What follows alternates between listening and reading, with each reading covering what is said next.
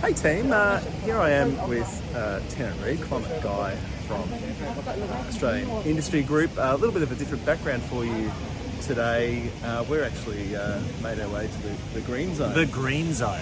Much seen, little visited by us until this very day. It is true, it is true. We're going to unpack what the Green Zone's all about for you, but before we do that, I'm feeling a little bit like there's something missing from this video, Tennant. I'm feeling a presence. A presence, you know. An ethereal, a very physical presence. Manifest itself. Oh my God. Hello! Let me sum up podcasting buddy Frankie Muskovic. What are you doing here? What an amazing coincidence. I'm completing the trio. I just, you said my name and I manifested. That is... Wow, like Beetlejuice. Yeah. Oh, well, we could think of better ones, couldn't we? All right, well, we're going to workshop that. Yes. But for the moment, Tennant, why don't you explain to us what the Green Zone is all about?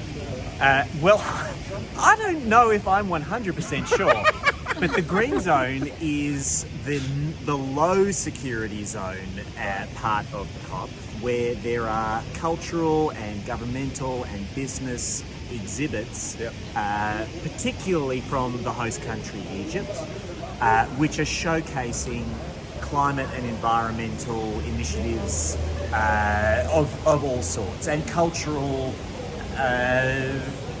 artifacts. So it's a much more relaxed space than the COP is.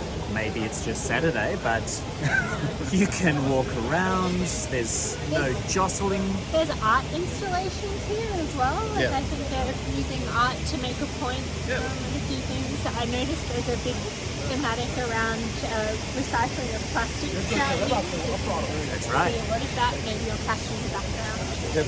There's some white noise too. There's totally white noise.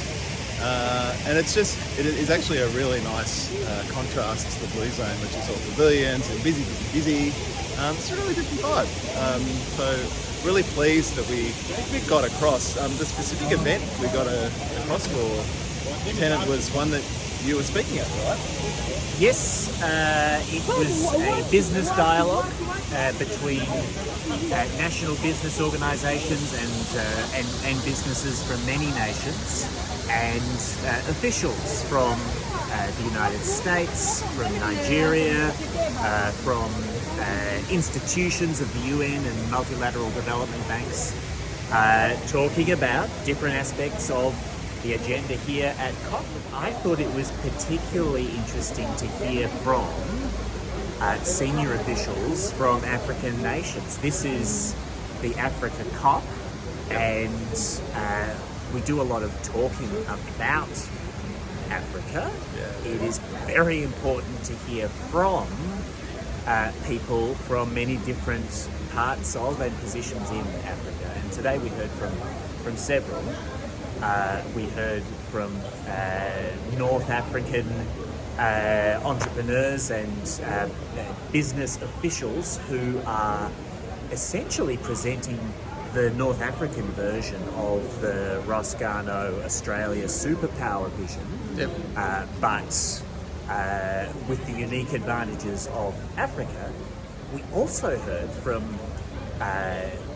Nigerian officials and African Export-Import Bank officials about the issue of natural gas. There were officials saying we need gas for our own uses, and we're feeling very annoyed that Europe is suddenly interested in developing gas in North Africa, but only for Europe, not for Africans. An accusation from the audience of hypocrisy from aid and international finance bodies that set conditions of no energy subsidies when making loans, but their home countries are busily rolling out energy subsidies right now. So some challenging perspectives. Also, though, views from Nigeria that the government had expected gas to hand over to renewables next decade.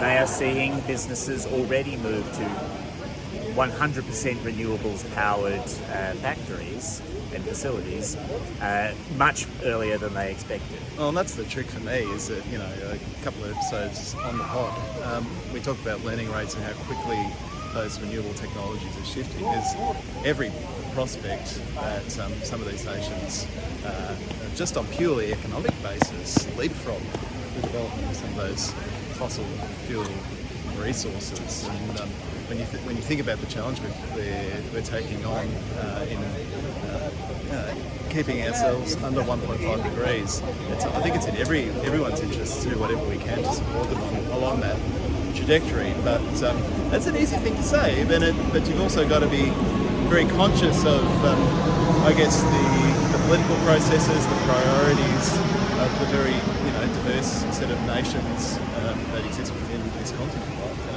One size does not fit all. Yeah. Anything stand out to you? Well, this is off the back of 30 hours of travel. I'm literally hot off the heels of a flight in from Cairo. Yeah. There was a few comments from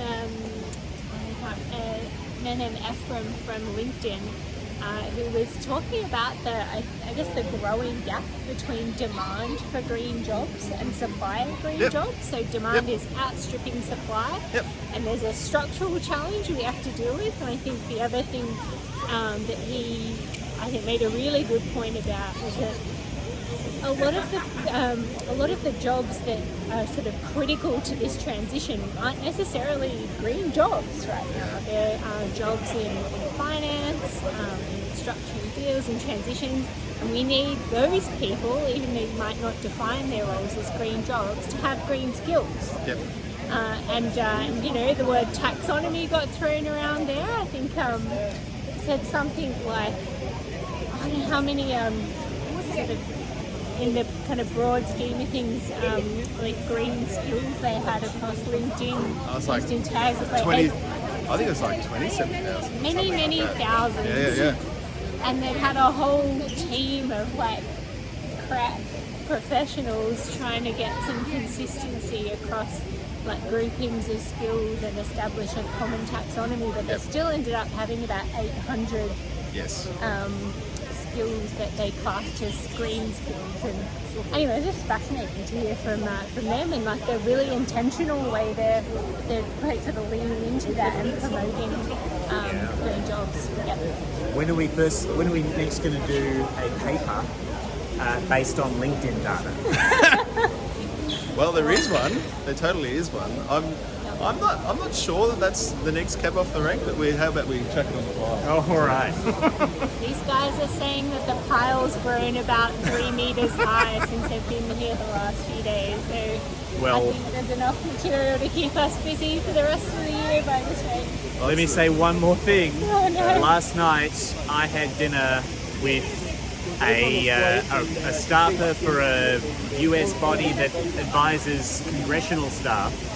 They are tracking every report and paper launched at COP, providing a 2-line summary of them.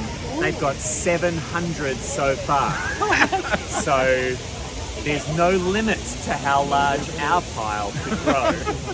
We're if not we work doing at it. all 700 pages. I'm just ruling that out right here, right now. Yeah. All right. Well, there you go. The gang is complete. Frankie, you're here for week 2. Going to be popping up in these videos moving forward, and not a moment too soon. Tennant and I going a bit punchy. We've started doing random videos. I think the most recent one before this one was an unboxing video. So look. Swag. I'm not here for. I love unboxing. Well, I think the injection of some fresh blood and some keen in brains into this process is much needed. So it's why you're with us.